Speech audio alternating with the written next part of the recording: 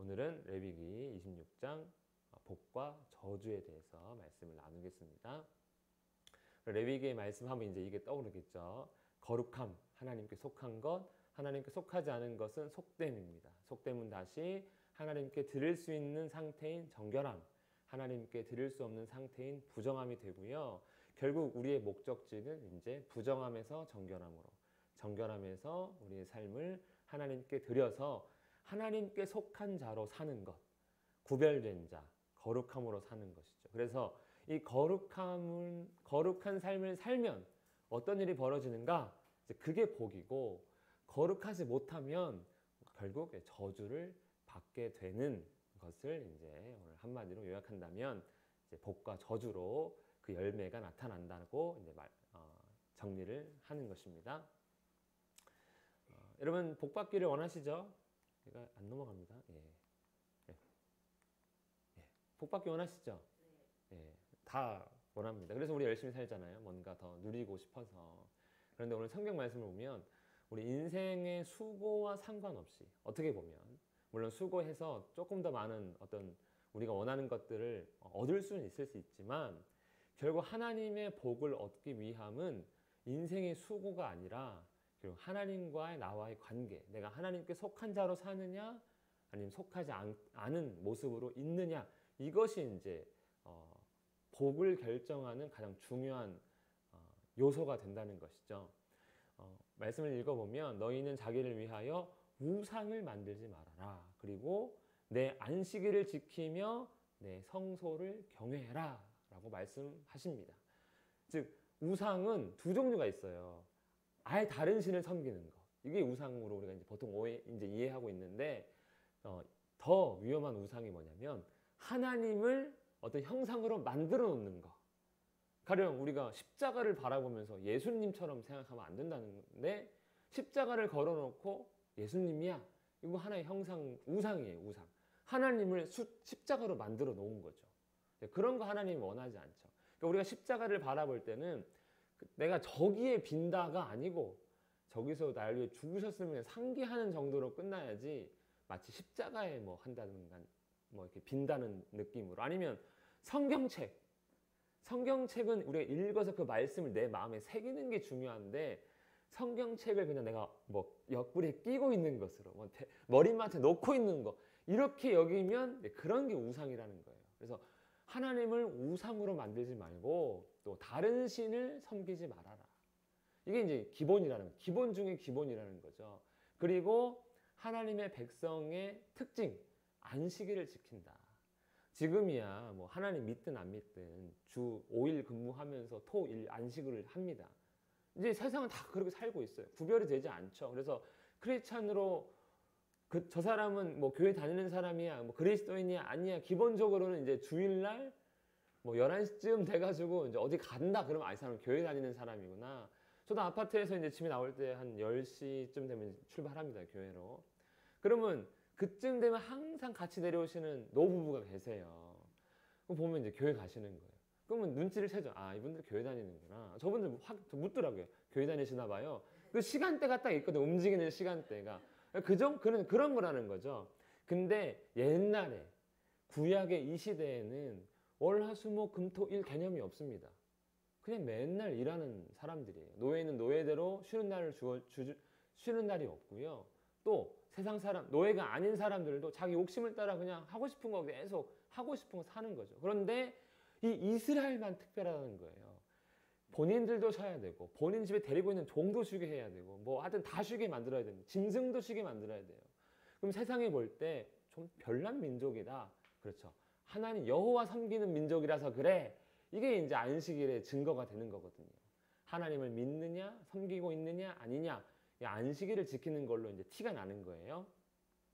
그리고 또 우상은 자기가 만들어가지고 그냥 아무데나 세워놓고 절합니다. 그런데 이스라엘은 어떻게 합니까? 반드시 하나님이 계신 성소로 가야 되는 거예요. 장소가 딱 정해져 있습니다. 다른 데서는 제사 드리면 안 되는 거죠. 그러니까 네가 나를 업신 여겨서 그냥 여기저기서 아무데나 나를 섬긴다고 뭐 하지 말고 이제 나를 보러 절기 때마다 와야 된다. 이런 것들. 그래서 거룩함의 기본은 뭐냐? 하나님만 하나님의 뜻대로 섬기는 것이고요.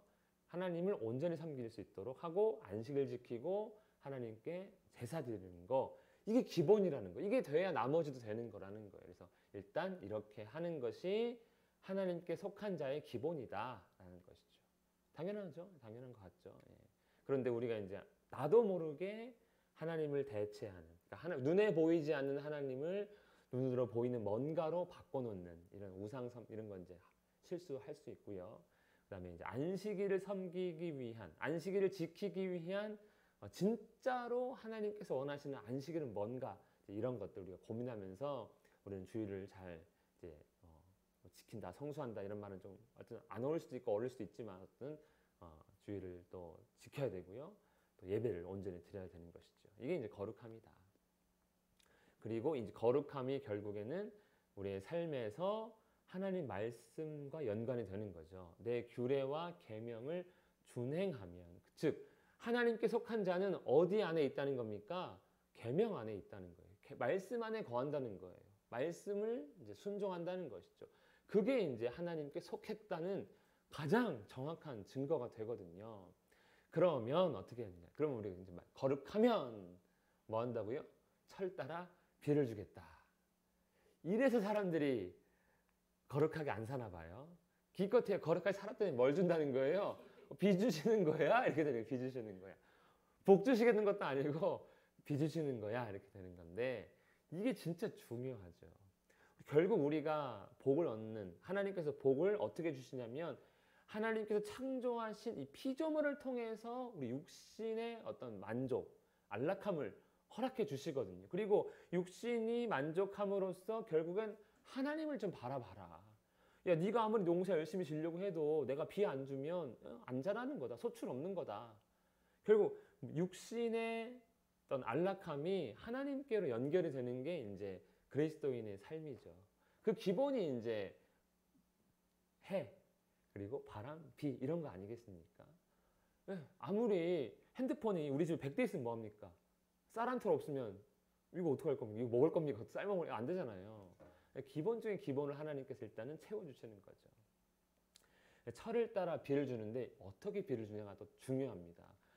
막 태풍으로 들이부으면 안 되잖아요. 비라는 게 이게 많아도 걸치, 적어도 골치예요.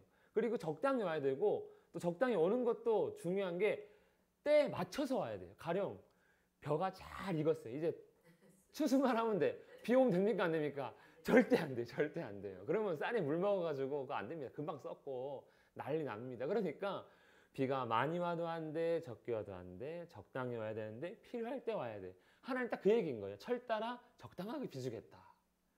이거 우리 마음대로 안 되잖아요. 이거 우리 마음대로. 이번에 저기 우박이 떨어졌습니다. 얼마 전에. 저 중부지방. 우리는 뭐 무슨 일이 있었어요. 이렇게 살았는데 우박이 떨어졌어요. 충청도 이쪽 지역에. 지금 다 순이 올라와가지고 우리 뭐 상추 따먹고 하고 있지 않습니까? 근데 우박이 그거 다 뚫고 들어가가지고 농사를 망쳤어요. 이번 봄 농사를 망쳐버린 거죠. 끝난 거죠. 아니 뭐 아니 무슨 6월달에 우박이 내리냐고 세상에. 여름 농사 끝난 거죠. 이게 자라서 여름에 추수를 해야 되는데 때를 따라 주는 거. 그래서 성경에는 이거를 이른 비, 늦은 비라고 합니다. 이게 중요해요. 이게. 그래서 비가 탁 오면 보리 추수, 비가 탁 멈추면 열매 추수, 딱 이렇게 돼야 되는데 하나님 그렇게 해주신다는 거예요. 그리고 이걸로 끝이 아닙니다. 얼마나 하나님이 비를 기가 막히게 잘 주시냐면 타작을 언제까지요? 포도 딸 때까지 타작하게 해주겠다. 우리가 이제 지금이야 뭐 기계 한번 지나가면 벼 집단 나오고 쌀 알고 바로 구분해가지고 끝나지만, 예전에는 이제 보리를 이제 추수하면 타작마당을 이렇게 해놓고 거기서 이제 텁니다. 그러면 이제 알곡을 줍고 그다음에 나머지 이제 뭡니까? 나머지는 이제 묶어가지고 뭐 거름을 쓰든지 여물을 먹이든지 뭐 이렇게 하겠죠. 그 타작을 봄에 시작합니다. 그게 이제 우리 지키는 부활절이에요. 그게 초실절에 포함되어 있잖아요. 첫 번째 이삭을 하나님께 바치고 추수가 이제 시작됩니다. 그러면 이제 왜 우리가 쌀도 추수할 때 자 오늘 추수합니다 그러면 전국에서 동시에 쌀 추수하는 거 아니잖아요. 어떤 데는 빨리 익고 어떤 데는 늦게 익어가지고 이제 시차를 두고 추수하듯이 이 보리 타작이나 밀 추수도 시차가 있단 말이에요. 시차가 남쪽에서 북쪽으로 뭐 서쪽에서 동쪽으로 이렇게 시차가 있는데 언제까지 딴다고요? 다음 열매 추수 직전까지는 계속 보리와 밀추수하게 하겠다. 완전 풍년이죠. 이게 풍년이 아니면 이제 3월에 시작합니다. 추수를 4월에 끝났어요. 근데 열매 추수는 언제 시작하냐면 우리 성령 강림절, 맥추절 끝나면 열매 추수를 시작하는 절기거든요. 이스라엘이. 근데 아직 맥추절 한참 남았는데 끝났어. 할 게 없네요. 예, 그러면 곡식도 적다는 의미고 풍성하지 않다는 의미죠. 근데 하나님은 열매 딸 때까지 타작하게 해주겠다. 그리고 또 열매도요. 언제까지? 새로 파종할 때까지. 그러니까 이거 타작하려면 이제 볼이나 밀씨를 뿌려야 되는데 그 전까지 열매 계속 따게 해주겠다. 1년 내내 풍성하게 해주겠다. 이게 거룩하면 비 주시는 이유입니다. 그러니까 이게 비죠. 그래가지고 내가 거룩하지 않게 사는 것 같은데 농부들은 상당히 거룩해야 되겠죠. 이제는. 예. 물론 우리의 삶도 마찬가지입니다. 거룩하면 결국에는 풍요로운 삶을 살게 해주겠다. 이걸 약속해 주시는 거죠. 기본적으로 육신에 필요한 것을 채워주겠다. 이겁니다. 물론 요즘은 육신에 필요한 것이 너무 채워져 가지고 남과 비교를 하는 거죠. 저 집은 뭐 이건데 우리 집은 요것밖에. 저 집 차는 저 집 옷은 저 엄마 백은 뭐 이러면서 비교하는데 그 사실 비교 안 하면 되게 행복할 텐데 비교해서 슬픈 사람들이 많죠. 아무튼 기본적으로 우리 육신에 필요한 모든 것을 풍요롭게 해주겠다. 이제 이렇게 되고요. 풍요만 하면 안 되잖아요. 만약에 내가 풍요로워요. 그런데 도둑이 들었네? 그럼 어떻게 됩니까? 풍요로운 거 다 필요 없죠. 다 뺏어가면 나 빈털털이 되는데요. 내가 정말 풍요로워. 근데 우리 집사람 맨날 싸워. 그럼 이거는 집에 쌀이 많으면 뭐합니까? 밖에서 먹고 들어와야 되는데. 얼굴 꼴도 보기 싫어요, 이 사람아. 애들이랑 관계가 안 좋아. 그러면 집에 들어가기 곤란한 거죠. 하나님 어떻게 합니까? 평화 주겠다, 평화. 평화가 중요한 거죠, 평화. 그러니까 육신의 필요가 채워지면 그 다음 뭐가 필요하다고요? 평화가 필요한 거예요. 그리고 평화와 함께 있어야 되는 게 뭡니까? 안전인 거죠, 안전. 그걸 하나님께서 허락해 주시겠다.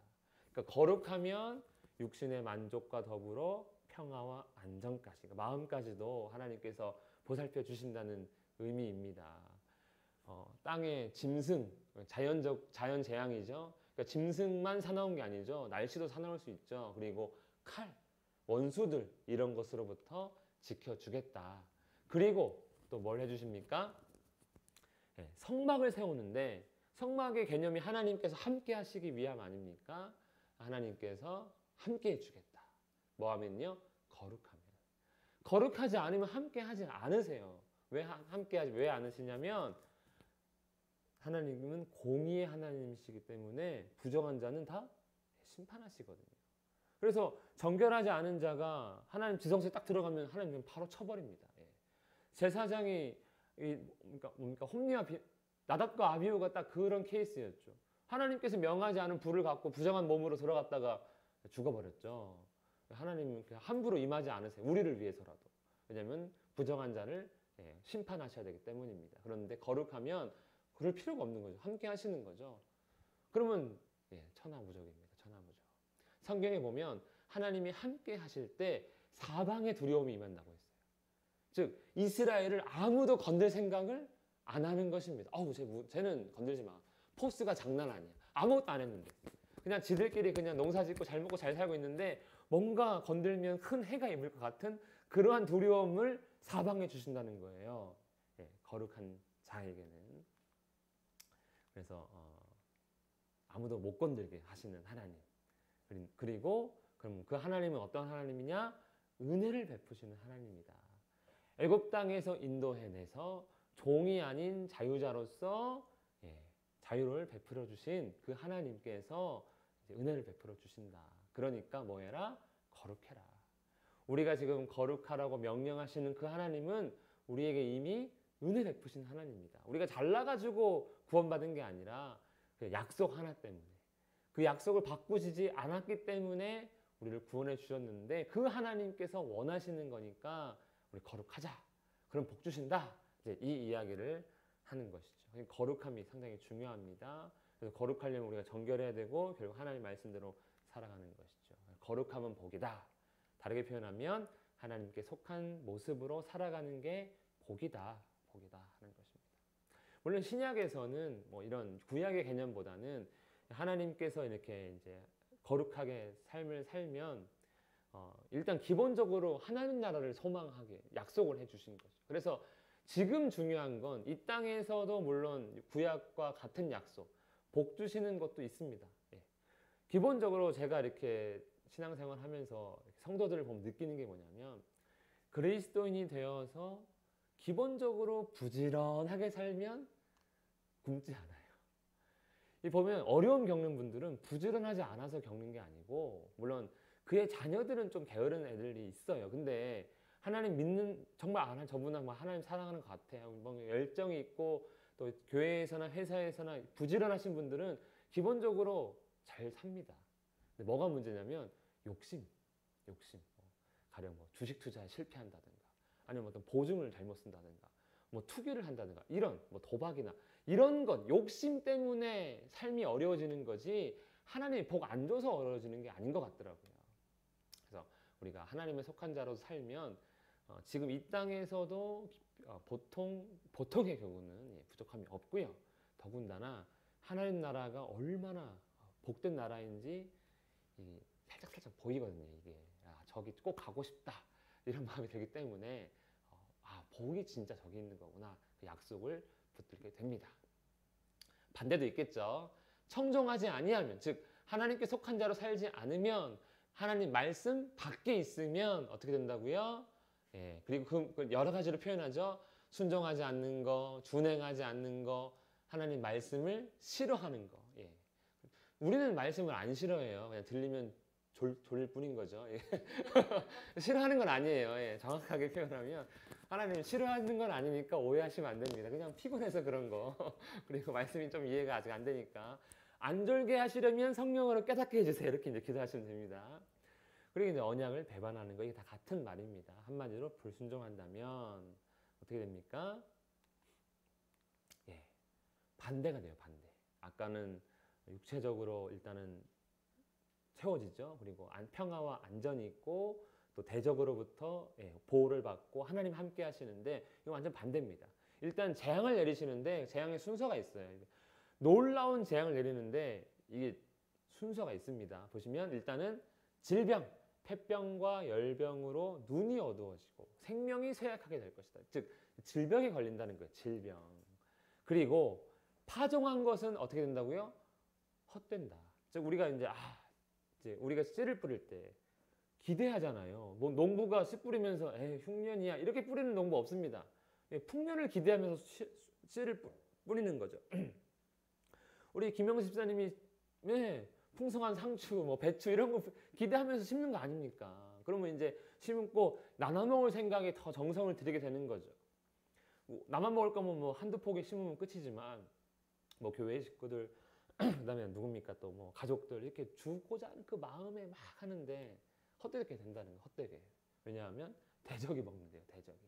즉 내가 많이 심으면 뭐 하냐고요. 보호받지 못하면 다 빼앗긴다는 거죠. 빼앗긴다는 거죠.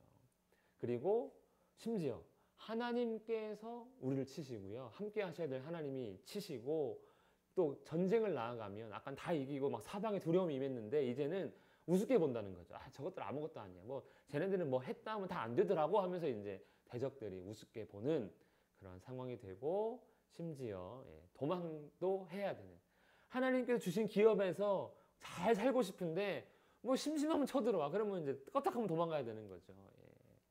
질병과 약탈과 패배 이런 것들이 뭐라고요? 거룩하지 않을 때 나타나는 저주다. 자, 그럼 이거 당했습니다. 만약에 우리가 이제 좀 거룩하지 못했어요. 솔직하게. 그래가지고 우리 좀 안 좋은 일 일어나면 이런 생각 하잖아요.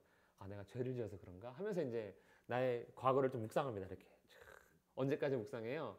직전에 힘들었을 때까지. 왜냐면 그 전엔 되는 이게 담당한 것 같거든요. 그러면 이제 내가 무슨 죄를 지어서 이렇게 되었을까? 막 묵상하잖아요. 마세요. 묵상하는 거 좋습니다. 죄 때문에 가능성도 있으니까요. 그러면 어떻게 됩니까? 이제 앞으로는.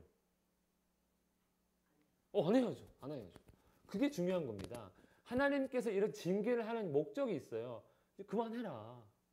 순종해라 이제 다시. 그러면 된다. 이 목적이 가장 크거든요. 심판 자체가 목적이 아니고 돌이키는 게 목적이에요. 그래서 이렇게 또 말씀하십니다. 그렇게까지 되었는데, 이렇게 이렇게 징계를 당했는데도 다시 돌이키지 않으면, 청종하지 않으면 그 다음 뭐가 와요?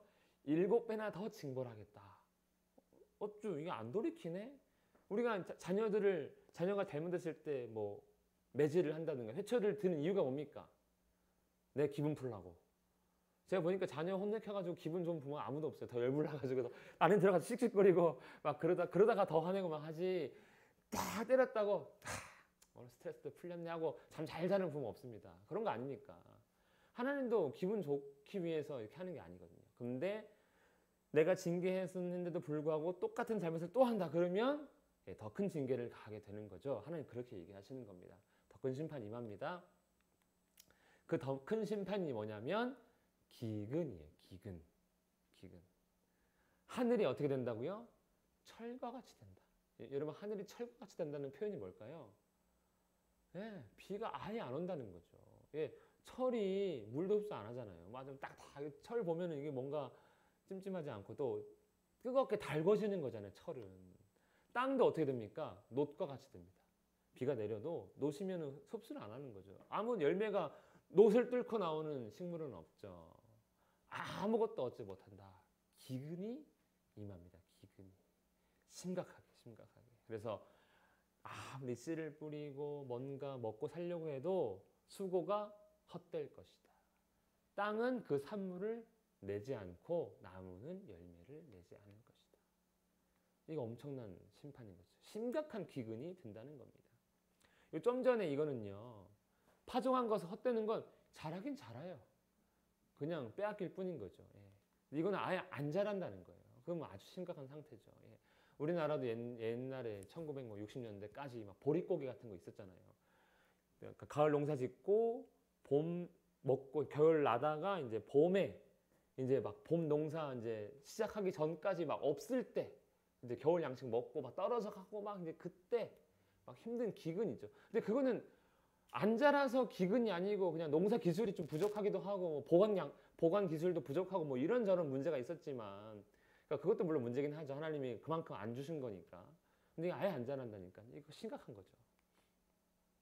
그리고 이제 들짐승을 보내겠다. 기근인 것도 심각한데 이제는 뭐 사자, 호랑이, 곰 이런 거 돌아다니면 외출을 하겠습니까? 뭐 농사 나가서 지어도 지금 먹고 살까 말까인데 이런 거 있으면은 외출도 못하고 아무것도 못하는 거죠. 그리고 자연재앙. 그러니까 들짐승이 곧 자연으로 인한 피해죠. 근데 그냥 피해가 아니라 아주 재앙적으로 피해를 입는다는 거예요. 들짐승이 나와가지고 어떻게 됩니까? 가축도 죽이고 사람도 죽인다는 거예요. 우리 뭐 태풍 한번 오면은 뭐 일단은 뭐 옛날에 저기 막 소 떠내려가는 막 그런 장면도 있었는데 심각한 거죠. 이런 자연재앙으로 인한 심각한 피해를 당하게 된다. 자, 이렇게 해서 이제 기근도 당하고 재앙적인 피해도 받습니다. 이쯤 되면 이제 어떻게 됩니까? 또 이제는 하나님이 이렇게 하셨어요. 그럼 이제 어떻게 됩니까? 불순종해서 당했으니까. 이제는 돌이켜야죠. 재앙이 일어났는데 이거 감당이 안 되는 그 재앙 속에서도 지금 살아남았어요. 심각한 기근 속에서도 내가 살았네? 짐승이 이렇게 막 돌아다니고 막 태풍 지나가고 했는데도 내가 살았네? 그러면 그래도 은혜구나 라고 이제 좀 하나님 말씀 들어야 되는 거 아닙니까? 이런 일을 당하여도 돌이키지 않는 아주 대단한 믿음의 소유자가 있다는 거죠. 하나님은 절대로 내가 안 믿을 거야 라고 믿고 결심하는. 그러면 또 7배가 더 커집니다. 7배 더 커졌죠? 7배 또 커집니다. 그러니까 처음에는 한 대 맞은 게 다음에 7대 맞고요. 이번에는 49대 맞는다는 얘기죠.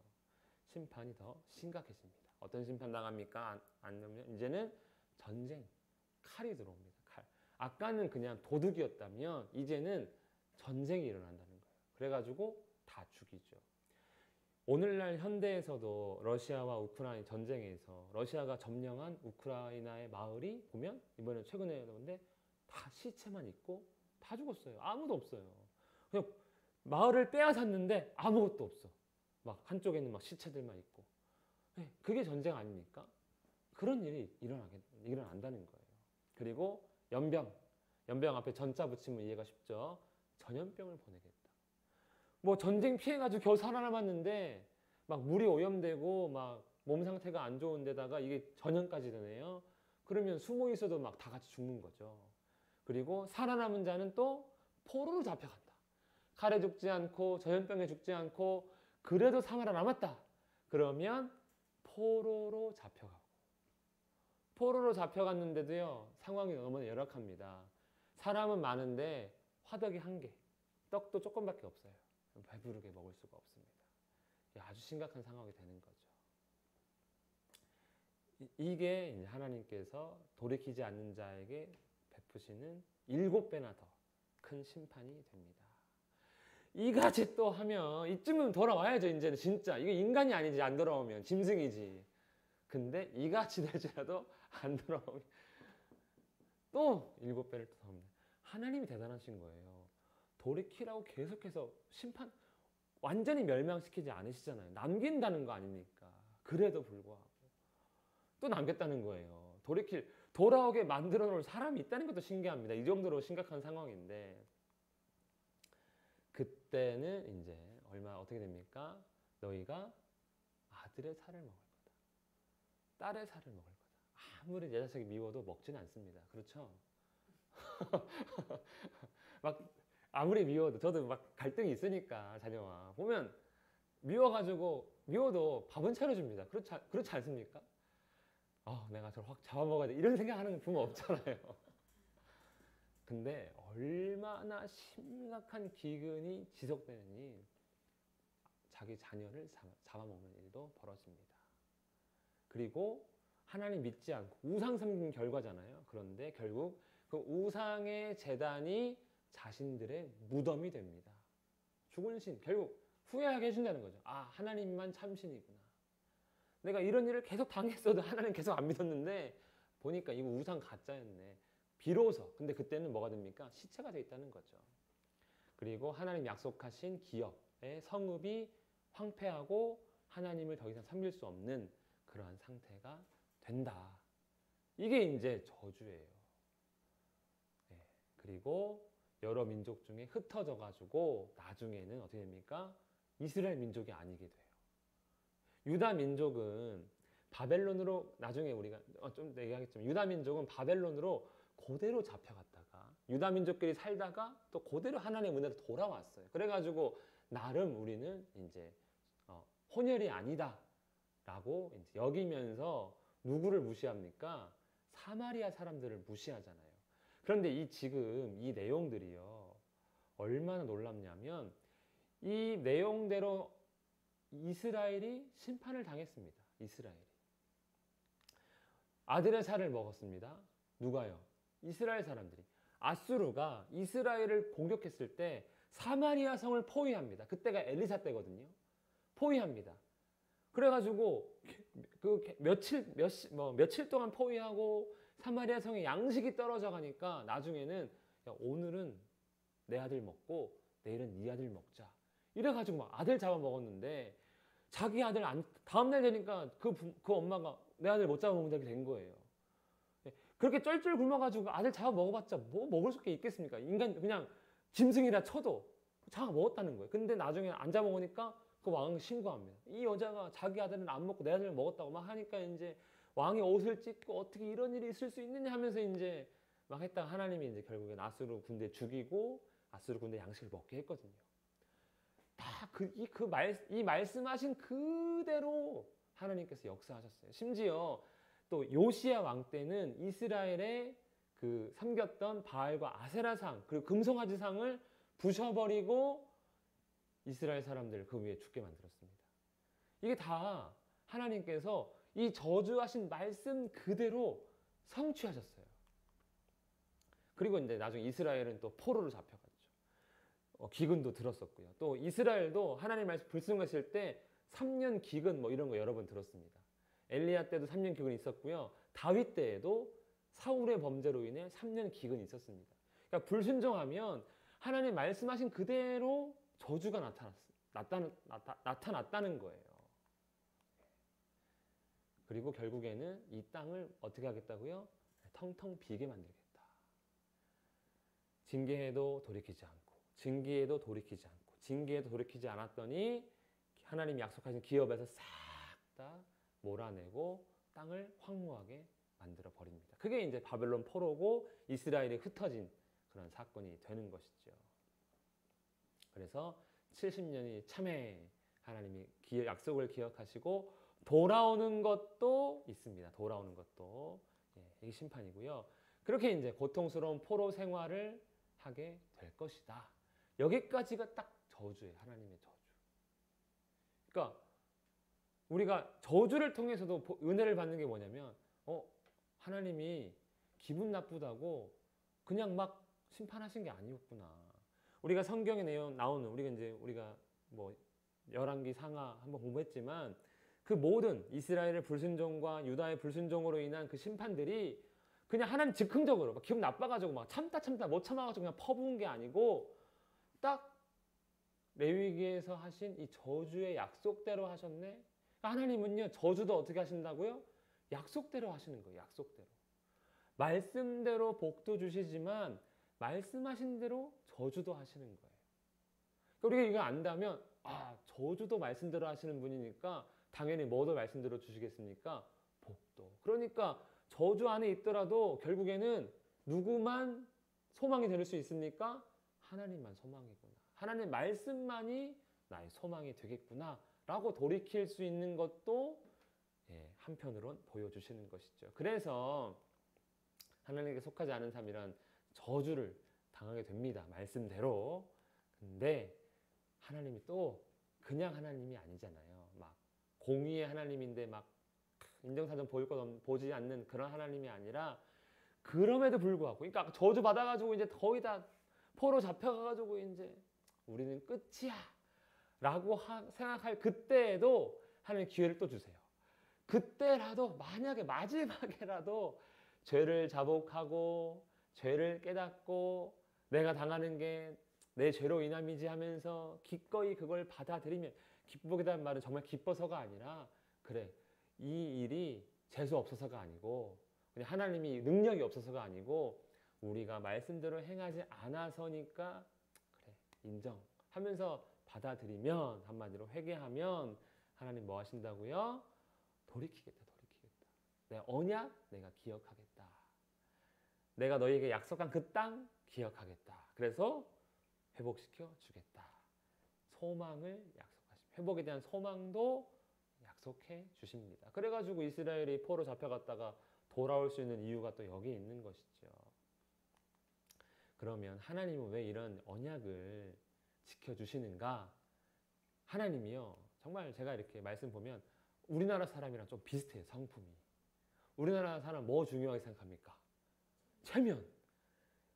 이 체면 중요해요. 체면. 물론 약간 하나님과 결이 다른 체면이지만 우리는 약간 외식하는 체면. 보여주기 위한 문화가 좀 강하지만 하나님은요.